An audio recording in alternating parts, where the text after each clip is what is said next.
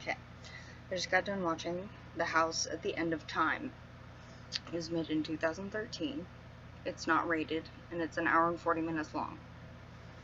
It stars Rudy Rodriguez, Gonzalo Cubero, and Rosemel Bustamante, and is directed by Alejandro Hidalgo. Says, after spending 30 years in prison, a tormented woman returns to her family home to confront the mysterious and deadly curse that led to her arrest.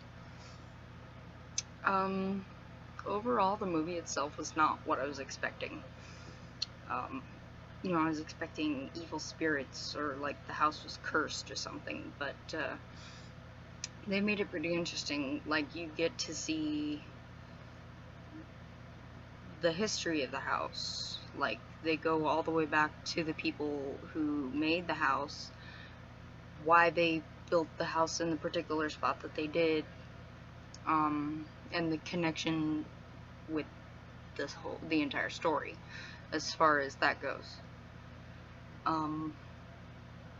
It was definitely an interesting twist that I was not expecting. As far as that goes, they do a lot of flashbacks, but in hindsight, I guess that some of them weren't actually flashbacks. It was like going back to the past, which was really interesting. I think they could have gone a little bit more into, as far as the families that lived there and disappeared. I think they could have gone a little bit more into like what point in time in the future they went to. But pretty much the only one that you see from the future, I suppose you would say, is her son. He comes back as an old man to basically tell her what to do, because she returns to this house as an old woman, and she's having flashbacks of the night that her husband got killed and her son got abducted or whatever. But they eventually do explain that, which was good, because I mean, for a little while you don't really know what's going on, but it does have its moments where this is just like an epiphany. As far as the movie itself goes, overall the film it's one of those that you really have to pay attention to, because it's Spanish. So if you don't speak Spanish, you have to read the subtitles and everything. But I guess, if you do speak Spanish, then it'll make more sense.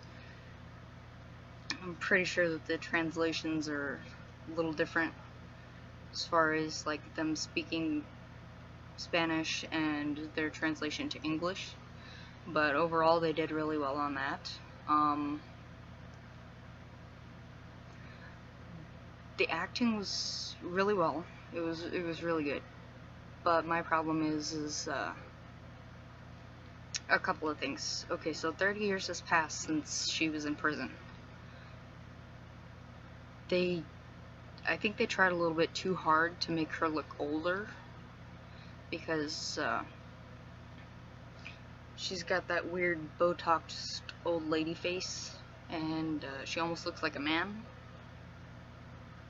Which, I mean, honestly, if I had been doing it, I would have made her flesh a little bit more saggy, the more 70s, 80s type, not so, what's the word I'm looking for, elastic, I guess, because, honestly, they added some wrinkles to her face, made her, gave her some more weight, I guess, but, overall, her appearance as an older woman appeared a little bit too fake. They could have worked better on that. As far as like her hair, you can definitely tell that all of that is just makeup, because I don't know, it's just the way that her hair appears. Maybe it's just the light or what it is, I'm not sure, but it doesn't look real. Like, normally if somebody's hair, you can see their, you know, where their hair goes, but it's just kind of like, what's the movie? Mrs. Doubtfire. That's the one. Not the whole face, but the whole hair thing, where it's just kind of like put into the makeup on his face. You know, you can kind of see that it's not real. I mean, it was definitely better in Mrs. Doubtfire, but not in this one.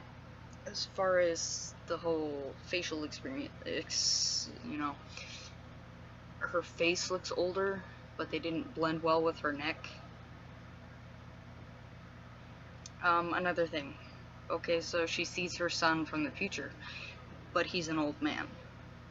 So you don't really get a sense of, like, when he's coming from, because he's just as old, if not older, than she is when she's an old woman.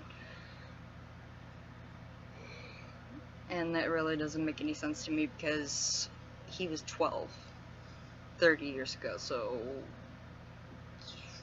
42 is how old he would be if it was the same time, you know? Also, he says something about the families who have disappeared going into the future, like they're in a time that they don't belong and stuff like that. So, you know, if these people are from that time, why didn't they go back and find, like, you know, what's going on with that?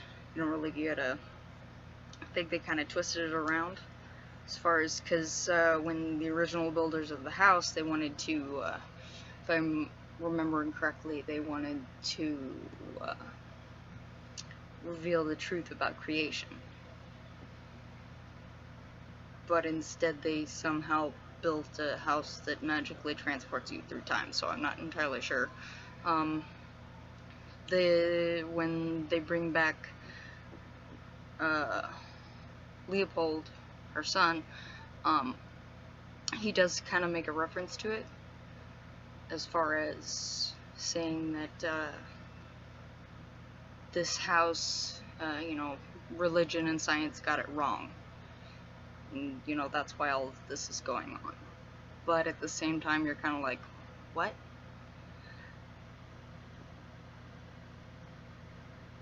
As far as the eeriness of the movie went, it was, you know, there are some moments where you're just like, I have no idea what's going on, you know, this doesn't make any sense. It's just overall crazy.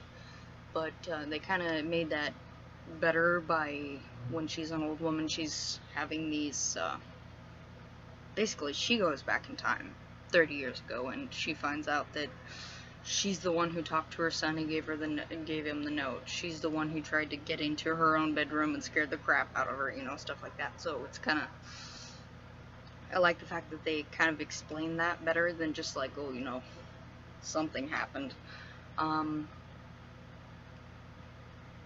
Overall, I think that it might have been a little bit, well, no, the way that they did it was pretty good, because, you know, you find out that her oldest son, Leopold, has a genetic heart condition that can't be cured in the 80s, so that's why he gets taken by future her to the future, because that's the time when they can cure that.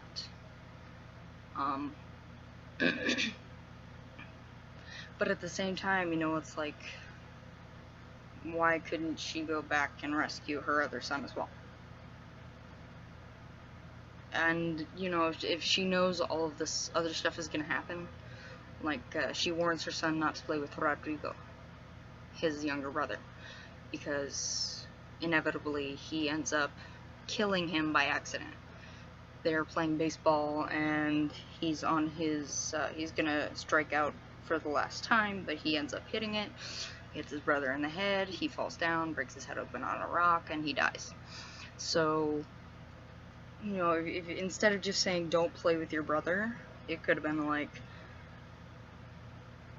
you know, just, I know you want to, you know, just a little bit more of an explanation. It doesn't matter how much time you have to explain that, but just,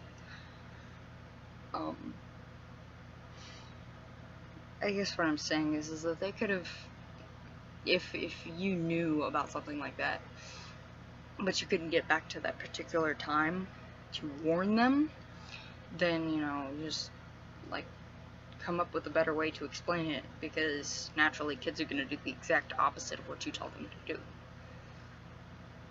But, no, overall, the entire movie was pretty good.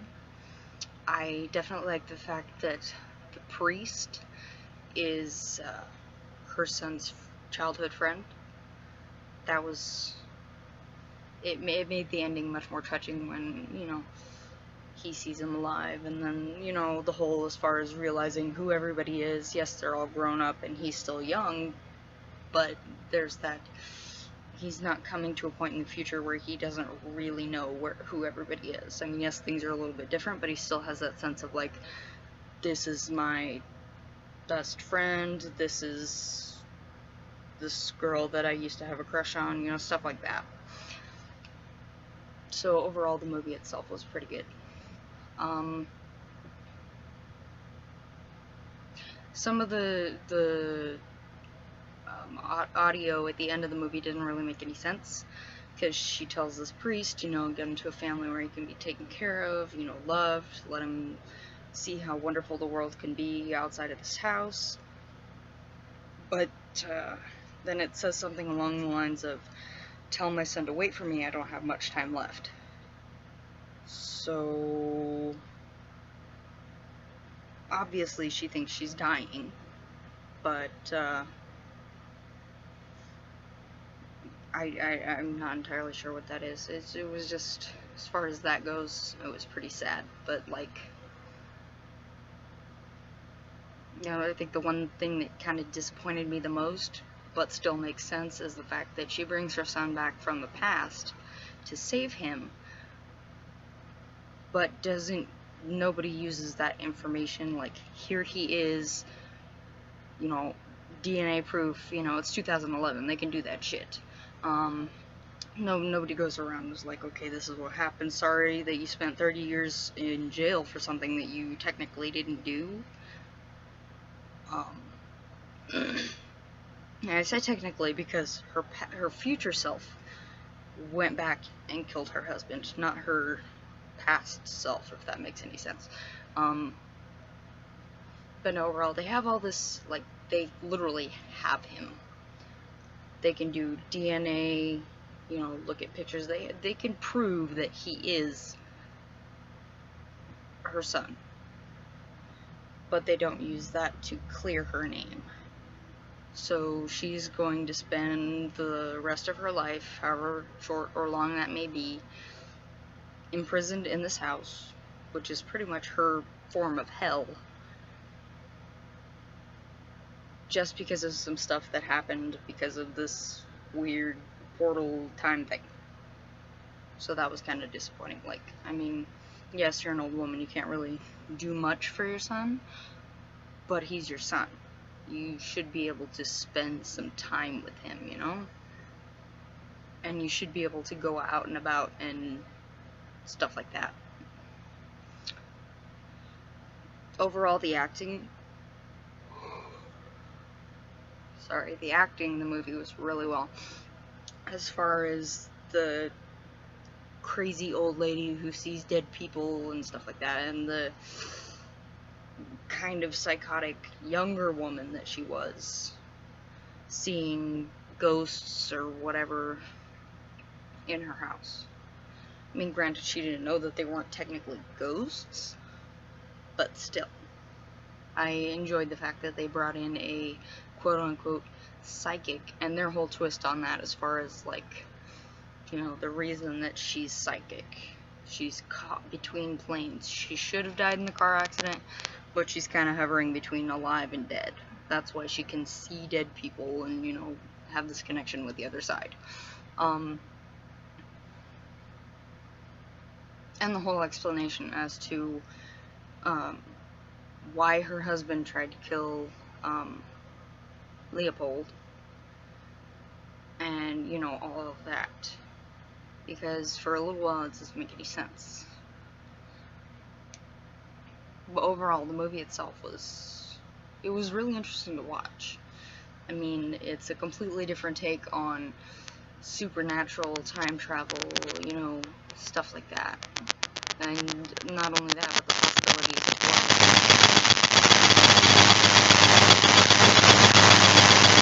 to change something, whether it be, you know, something that has already happened. I enjoyed the fact that they didn't drastically change the timeline. Like, he still gets kidnapped, but you get an explanation to why he was taken. I mean, yeah, it doesn't do anything for the mental torment that she suffered for 30 years, not knowing, you know, who killed her husband, or where her son went. But, you know, it's still a vibe type of thing. So that was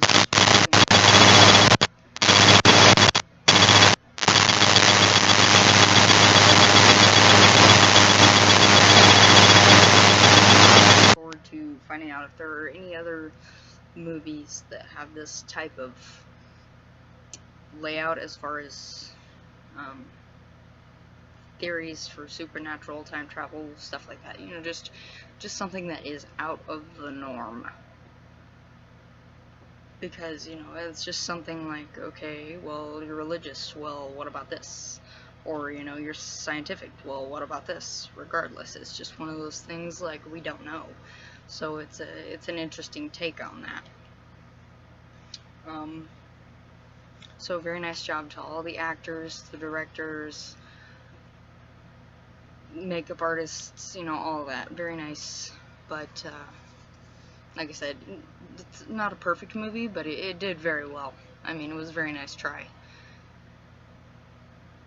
Hopefully I can find another one that's just as interesting to watch. Leave a comment, and, you know, if you've got a suggestion on what else I should watch, if you want more information on this particular movie, if you've seen it and you have a different opinion, you know, I definitely look forward to hearing from you guys. I'll see you in the next video.